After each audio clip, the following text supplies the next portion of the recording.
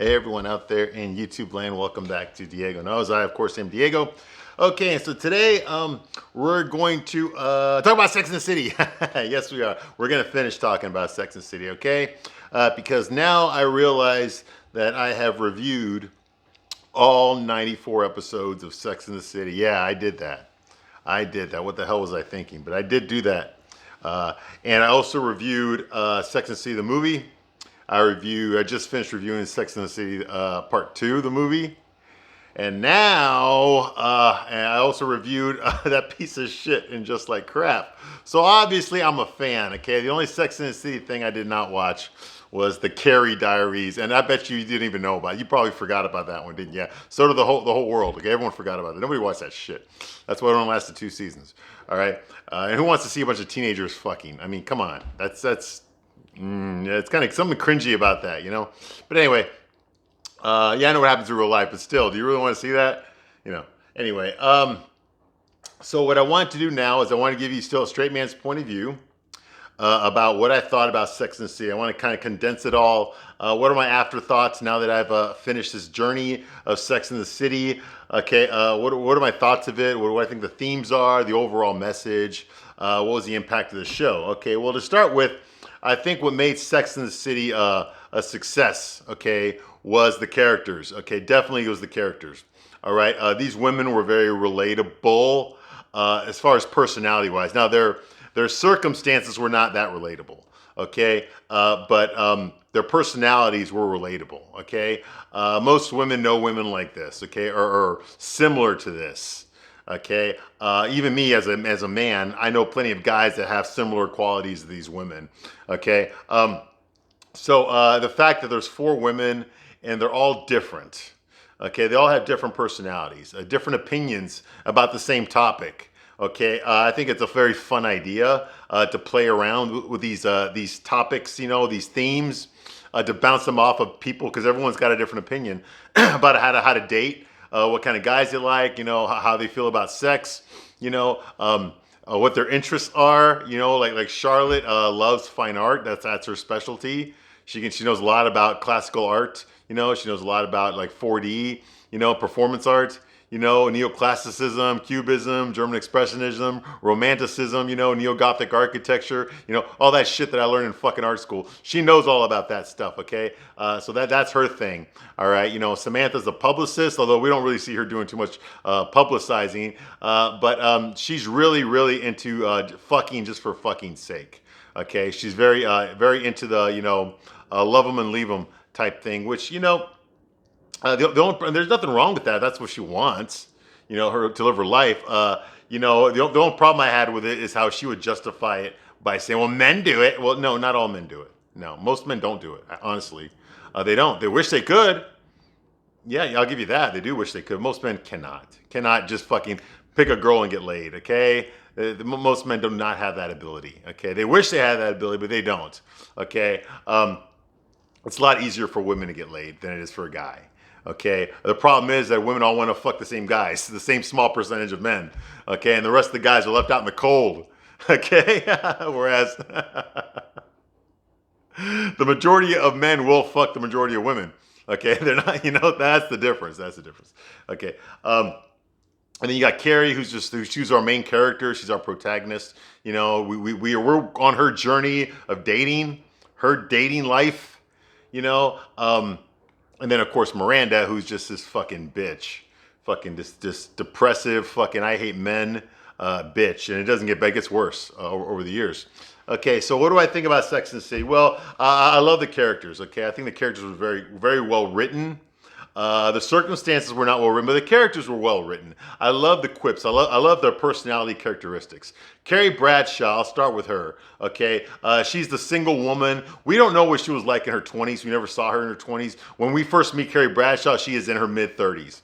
Okay, and she's looking for love. She's looking for something serious. She's looking for you know, to get married. You know, eventually. She doesn't want to just fuck guys and then forget about it. She's done with the one night stands. Okay, she's had plenty of them. She's had a fucking abortion already. Okay, earlier in her 20s. But you know, she's looking for something real. Okay. Now, of course, Carrie only considers dating the high value men. Okay. She's only going to date the guys that are, professional baseball players, multimillionaire Wall Street guys, you know, movie composers, that kind of shit. Those are the guys that she dates. Okay. And that she never plays into that, as far as she never reminds us that these are not your average guys to go out with, but these are the only guys that fucking ask her out, okay, are the high value men. And that I already said it's bullshit. I don't believe it, okay? And so we never hear her be like, you know what?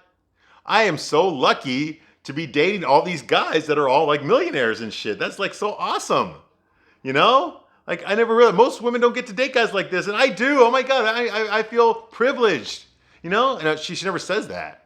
It's just expected. If there's a guy who's going to be a love interest for this episode, it's expected that he's a high value man. You just expect that to be the case. She ain't going to date the fucking, the guy that washes her, well, she didn't have a car, the guy that fucking, that makes her donuts. She's not going to date that guy. She's not going to date the guy that fucking sells her shoes at the store. No, of course not. No, she's going to do the guy that owns the fucking shoe store. That's the guy she's going to date. You see what I mean? And when you start playing that, superficiality, which is what the show is, okay? When you start playing that, okay, you got to, there's something you got to understand about superficiality, okay? Is it works both ways, okay? It works both ways. When you live in a world, okay, where you're constantly judging things on if they meet your standards, okay, then the downside of that is that the world will judge you according to those standards. You see what I mean? And that's not fair to you either. Okay? So what I'm saying is a lot of people don't like what I have to say about these women on the show because I'm placing all these standards on them and how they are not reaching my standards. Okay? They should be fucking all these guys. A guy like this would never go out with her. Blah, blah, blah. All these things that I've said about the women. But what you have to understand is that when you put these standards on women, it's a superficial show. Okay, so you can't have it both ways. If you're going to put standards on men, then you have to put standards on women. So if you want to call me superficial because I'm saying, well, she doesn't look pretty enough, her tits aren't big enough, she's too old, if you're calling me superficial for saying those things like I have in these reviews, okay, I am talking about a show that is all about women judging men on how tall they are, how good looking they are, how much money they have, their ability to take them out to nice restaurants and buy them expensive clothes and expensive shoes and take them on expensive vacations. Okay, this is the world that we're in. So of course, if the women are going to put men on those standards in order to date them, then men are going to put women in those standards too in order to date them. And that doesn't happen on the show. That never happens. You never see it from the guy's point of view, which is one of the reasons that I did this, okay? The men are all expected to make a lot of money, to be good looking, to be great in bed, to be charming, to be funny, to take them out to expensive places. The men are already expected. That's a given on this show. You automatically know that when you watch the episode. She's not going to date some fucking janitor at a high school. No, she's going to date some fucking Wall Street guy, some corporate attorney. Okay, that's the guys that are going to ask her out. But so if you're going to put those standards on a man, well, a man has to be this, just to get a chance with one of these women. Well, men, we do the same thing. We put standards on women too. Well, if you want a guy like that, then you'd better look like this. Do you look like? No, you don't. So you ain't going to get a guy like that. You don't have a chance with him. Okay? Because you don't meet the standards. Okay, and I'm sorry, these are a bunch of women that are in their 30s. Okay, they have passed their prime years. Okay, their high sexual market value, and that's the truth of this show. Okay, this is a fantasy. It's a fantasy. Now, I'm not saying all women look bad in their. Of course not. I've seen a lot of hot women. There's women that have made careers on their looks a lot longer than your average woman does. Okay, I mean, look at fucking Cameron Diaz. Okay, she was a leading lady. Okay, for like 20 something years. I mean, that's a long time in Hollywood. Especially if your whole thing is your looks. Yes, there's actresses that have lasted longer than 20 years, but it's not because of their looks. It's because of their talent. I'm talking about Helen Mirren. Yeah, I mean, she was hot back in the day, but come on. But she's still acting regularly. Meryl Streep, there's another one. These are women that didn't rely on their looks to get them acting jobs. Okay? Yeah, they played the leading woman. They played the hot girlfriend. They did all that shit. But as they got older, people started casting them based on their ability to emote, their ability to act, as opposed to, you know, their ability to, you know, to make women jealous and to get guys to jerk off over them. Okay, if you know what I mean. All right. Very few women reach that level. Okay, so that's just what happens. Okay, so you know, if you're gonna base your life on your looks, you've only got a certain window to do that, okay? And the women, the best looking women, are the ones that get the highest valued men, okay? And these women are past their prime years. They are. They're not unattractive. Don't get me wrong, okay? But the thought that someone like Carrie Bradshaw is going to end up with a big, that's not realistic, okay? I'm not saying he wouldn't fuck her. He probably would, but would he fall in love with her? Would he chase her around New York and beg her to take him back? You know? Would he chase her to fucking Paris? You know? I mean, no, that wouldn't happen. That would not happen. Okay, if Carrie had been like a movie star, like when he dated that movie star, okay, yeah, I can definitely see that. Yeah, you would definitely chase her to Paris. You're the one. I could definitely see that. Okay, but Carrie's not any of those things. Okay, so this is not realistic. Okay, now maybe it's realistic to you ladies out there.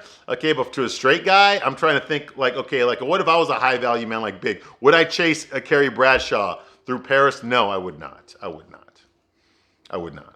All right. I would have already decided a long time ago what I was going to do with her. If I was going to put a ring on it, if I was going to see her, you know, steadily, you know, if I was just going to date her exclusively but not be married to her, you know, I would have decided all that stuff. I mean, these guys were off and on for 6 years. Okay. So yeah, I would have made my decision on her way before that ever would have happened. Okay. So Carrie's unaware of her superficiality. She's unaware. She seems to feel that she has value, a higher value than she actually does. Yes, she is a creative writer. Okay, and that does take talent. You know, she's very good at it. She's got the best lines in the show. She's always making those quips. You know, she's always making those puns. You know, those non sequiturs. I mean, she's always coming up because she's a writer, so it makes sense. Okay, the show was written by writers about a writer, so yeah, of course they're gonna come up with shit like that. You know, it's hilarious. You know, when they did that episode about the guy that eats out pussy really well, she's like, yeah, that's the word of mouth. You know, that's funny.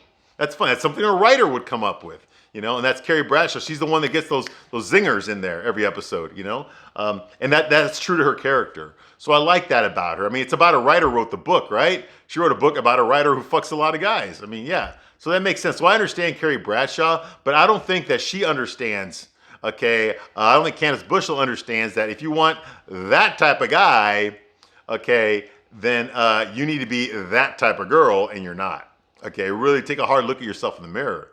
Are any of these women really a 10? No, they're not. None of them are. None of them are. Okay? And if you're like a Big, you know, or like a Smith Jarrett, okay, you're going to date 10s. Okay? Well, why settle for less? Why is it that you have to have the best, but they can't? You see, that's not fair to them, is it? Of course not. Of course not. Okay, so that's what I'm saying, okay? Now, you calling me superficial? Yeah, absolutely. It's a superficial review to a superficial show about superficial women in a superficial world, okay? Like, you have to know these brands in order to fucking understand what the fuck they're talking about. You gotta know who Louis Vuitton is. You gotta know what Manolo Blahniks are. You gotta know what Barney's is, okay? You gotta know about Chanel in order to really appreciate this show and understand it, okay? So, yeah, not everybody can afford that shit. Okay, most women cannot afford that stuff, okay? So it's not relatable. That part of it's not relatable. Okay, it's a fantasy. Okay, there's a lot of women out there. That wish they could live the lives of Carrie Bradshaw and her friends, but they can't. They can't, so they take a 45 minutes every week on HBO to watch the adventures of this rich, white, privileged middle-aged woman with no fucking kids walking around in her fucking Bozo the Clown outfit, okay, and writing about fucking sex and relationships. It's a fantasy, okay, but that's where it belongs, a fantasy, okay? I've always said this is bullshit. I say that every episode because it is. It is bullshit, all right? From a straight guy's point of view, it's absolutely bullshit, okay? Relationships aren't like this. It's not like Carrie Bradshaw. I would never date Carrie Bradshaw. I would fuck Carrie Bradshaw, but I would never date Carrie Bradshaw because she would expect way the fuck too much from me, okay? And I would not be allowed to expect anything from her because she's a girl. You know, that's bullshit. That's a bullshit narrative. That's a bullshit, absolute bullshit, okay? And guys, You should no, don't ever get with a woman like that. Don't ever get with a woman that's gonna fucking just expect all this from you and give you nothing in return. Okay, I'm sorry. I'm worth a lot more than just your pussy. Okay, I need a lot more than just that. Okay, if you want me, if you want everything I can give you, okay, you gotta give me more than just your pussy. Okay, you gotta give me more than that. All right.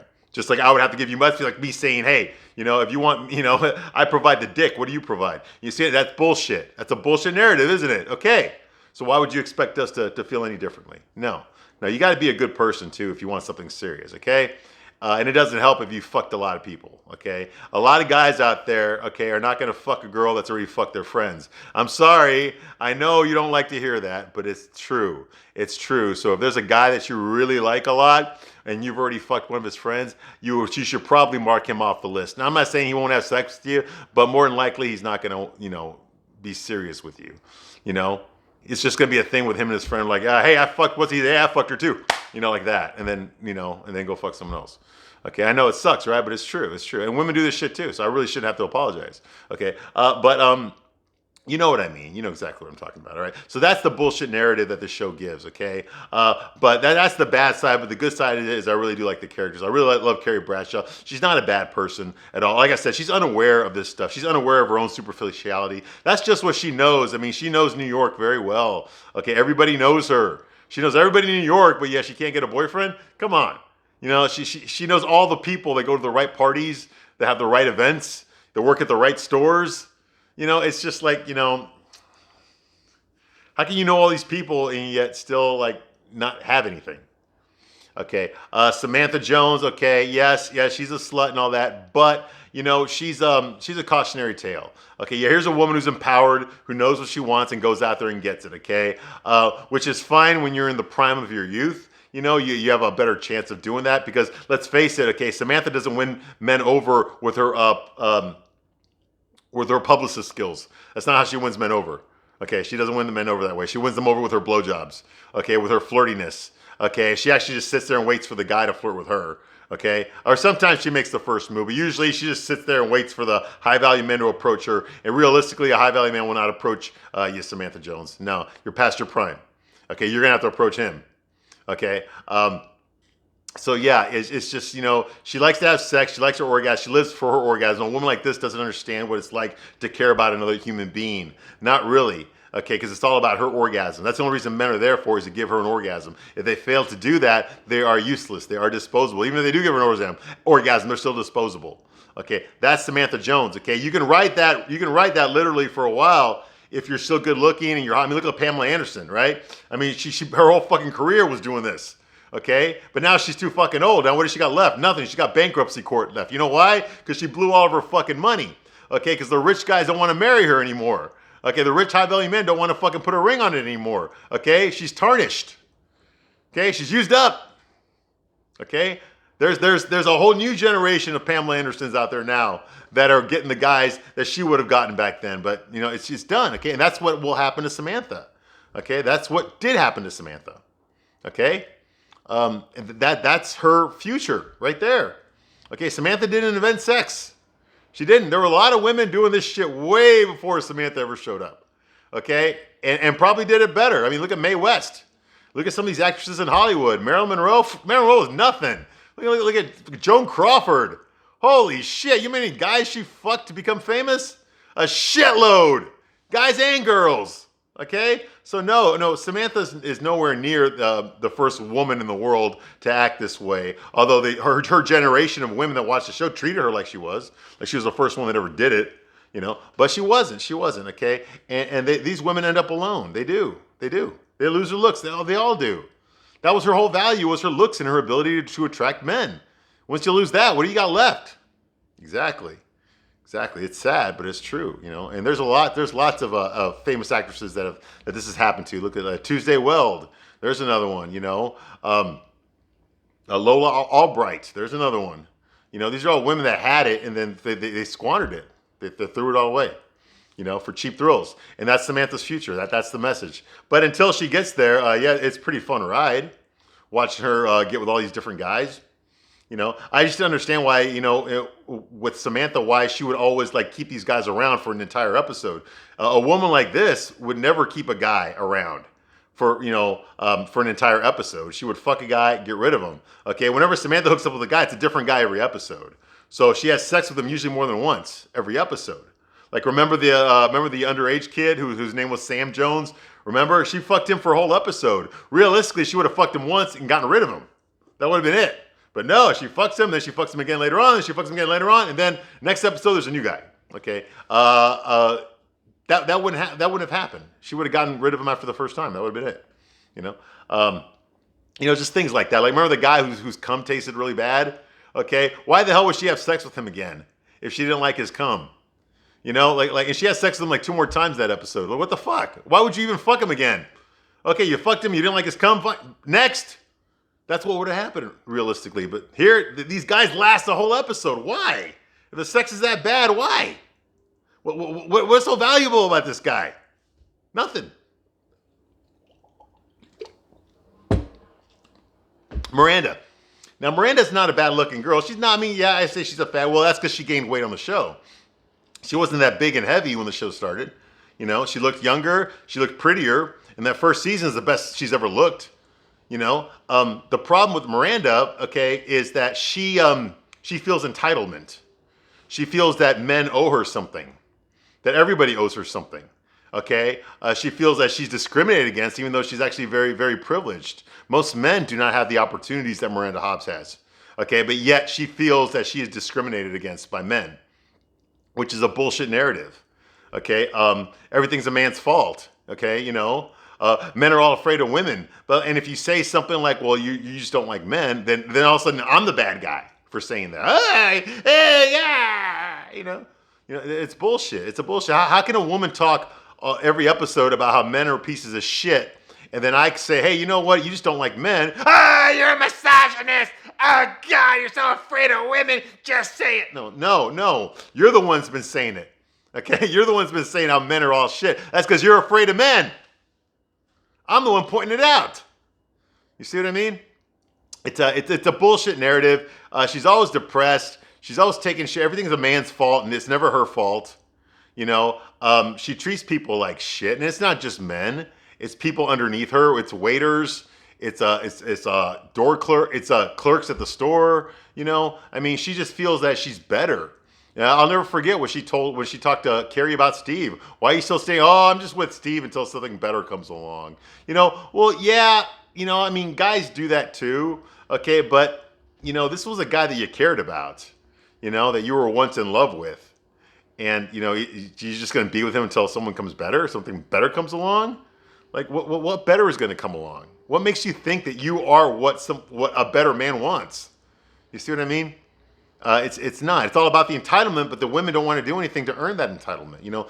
As a man, we have to earn our market value. Most of us are not born like a Prince Harry or some shit like that. We're not born like that. We're born average. Okay, and if we want to attract women, then we have to do things to make ourselves attractive. We have to do the work. Okay?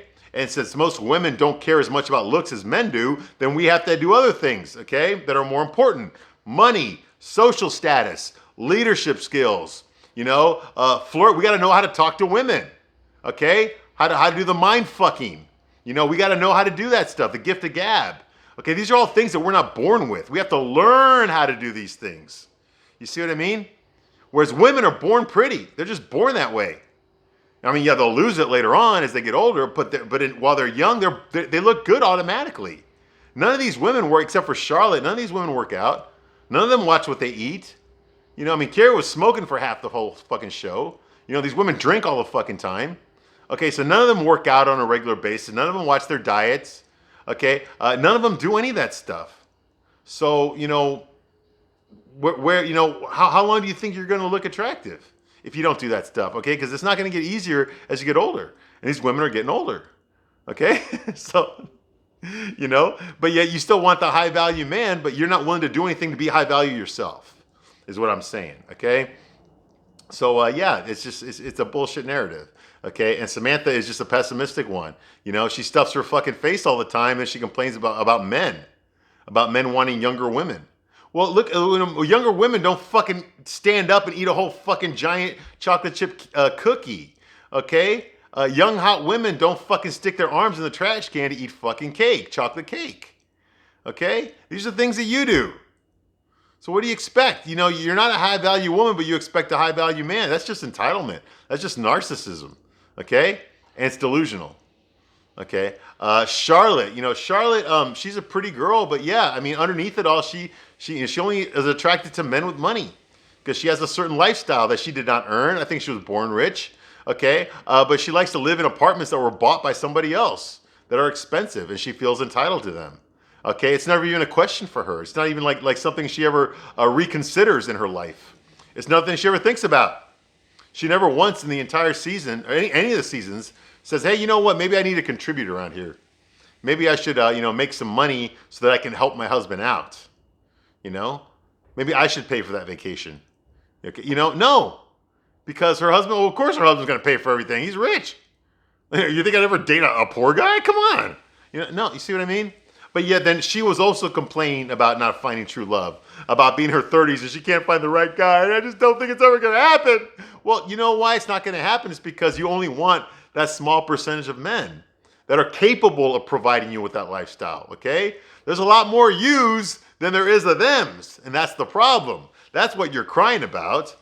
Okay, there's a lot of guys available. You just only want that small percent. Well, so does everyone else. So of course it's not going to be easy for you, okay? But that's never even considered there, okay? So these are the things that I did not like about the show. I didn't like the way they portrayed us, the men. The men were not realistic, okay? The only one I could say, I mean, Big had a lot of realistic moments in there, but they ruined his character at the end of the show. When he started simping for Carrie and begging her to take him back and pleading with her, that was like, okay, I don't know this guy. This isn't Big. This is not John James Preston. I don't know who the fuck this guy is. It's not Big, okay? But the stuff he did in the first couple of seasons was pretty dead on. He was more reserved, more mysterious. I like that about him. I think more men needed to be like that. Okay, he wasn't like fucking. He wasn't wearing his heart on his sleeve all the time like he was in the last season. And in the movies. So I thought Big was a very good character. I liked, and I like Steve. I like Steve. I think Steve was a very good character. He had his flaws. He had his weaknesses. He wasn't the smartest guy in the world, but damn it, that guy was honest.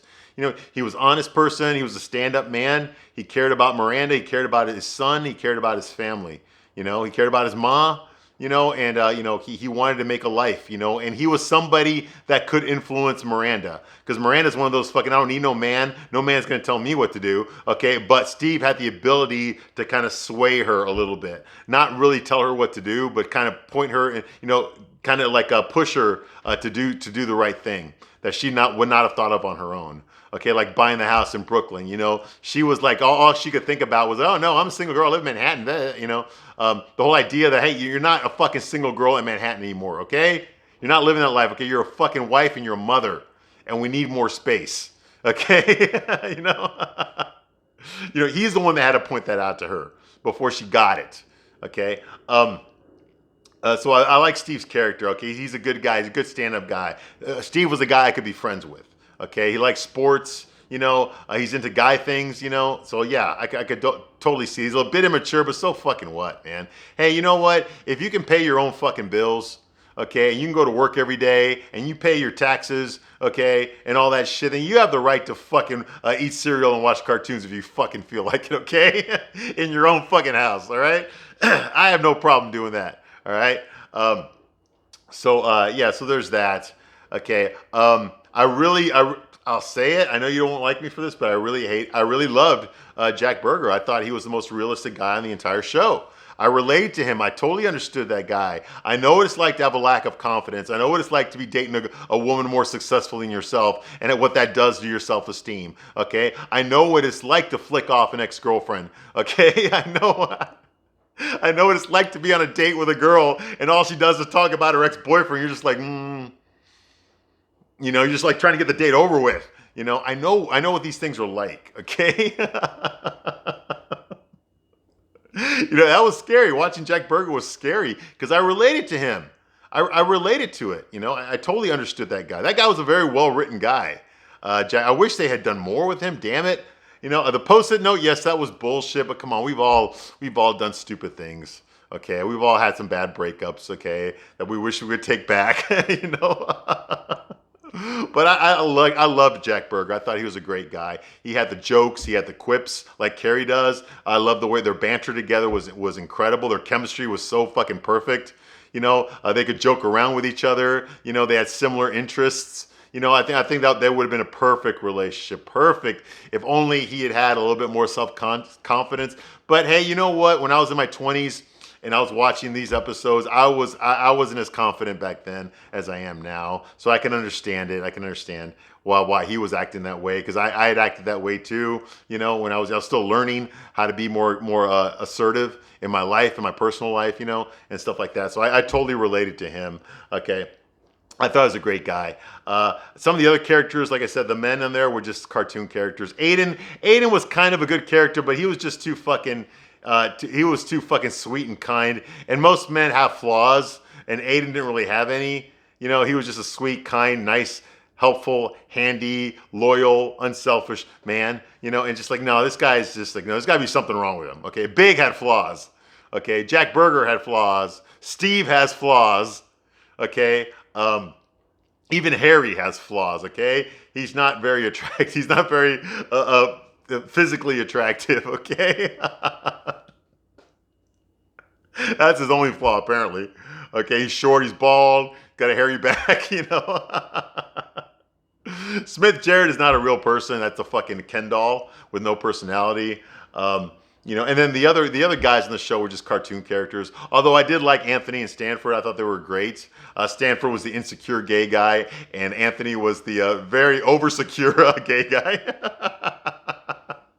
So I like those guys. I like the show in general. The movie sucked. That abortion and just like shit sucked. But the show was fun. I really did enjoy the show. Okay, we learned a lot about women, about their I learned a lot about women and their problems in dating men. Okay, all the shit they go through to get ready for a date. No, we don't go through all that. I mean, it was a lot of eye-opening stuff in there. I thought it was really very well done.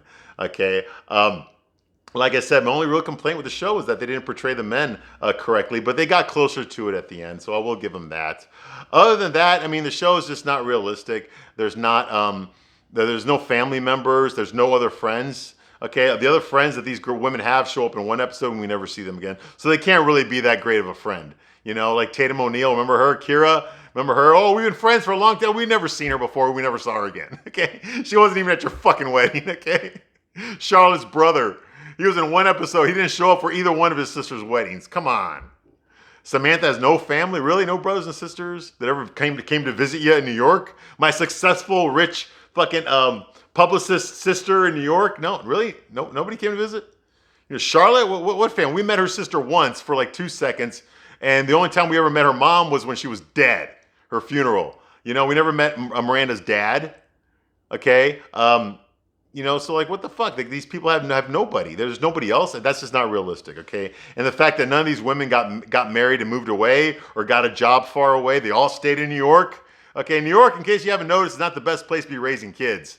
Okay, it's a city. You don't really want to raise kids in the city. Okay, even the super rich people, they just work in New York. They don't really live there. They send their fucking kids off to private school or boarding school out in the Hamptons or out in the fucking mountain, the Catskills or some shit like that, or in fucking upstate. Okay, they don't actually have them do it there in New York. Okay, so it's not a good place to be raising kids.